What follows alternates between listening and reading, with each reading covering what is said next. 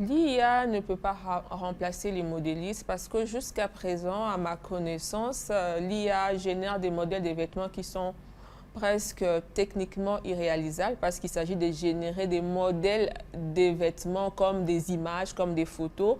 Mais sur le plan technique, la réalisation de ces images, de ces modèles de vêtements générés pose problème sur le plan de la concrétisation. Mais au moins, c'est un outil important qui permet d'accélérer les choses. Moi, par exemple, quand j'utilise l'IA, ce n'est pas pour que l'IA me génère des modèles, mais par contre, c'est pour tester, par exemple, la compatibilité de certaines couleurs avec d'autres. Ça me permet de prendre des décisions assez rapidement, mais pas utiliser l'IA pour qu'elle puisse prendre ma place totalement. Déjà parce que je suis congolaise et que ma culture m'inspire beaucoup.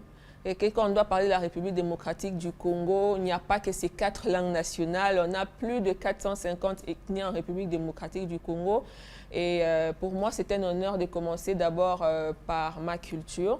Mais par rapport aussi à mon processus de création, moi, quand je dois créer une collection de vêtements, par exemple, je procède par un processus hybride, c'est-à-dire j'ai 2 inspirations à chaque fois ou 3.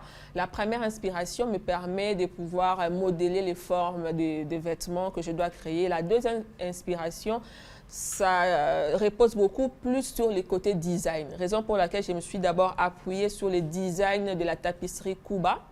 Et sur les plans structurels ou formels, c'était plus les Mangwetu parce que je me suis dit que ces femmes Mangwetu avaient de l'audace parce que déjà, oser s'affirmer avec un crâne déformé dans la société, il faut être audacieuse, il faut avoir un fort estime de soi et c'est une des valeurs qui s'affirme de nos jours être très rare. Avoir une forte estime de soi et s'imposer dans la société avec cette différence. J'aimerais que le public congolais se souvienne que la culture, c'est la mémoire d'un peuple. Aujourd'hui, nous tendons tous vers la mondialisation, la standardisation des beautés et parfois la culture est reléguée au second plan.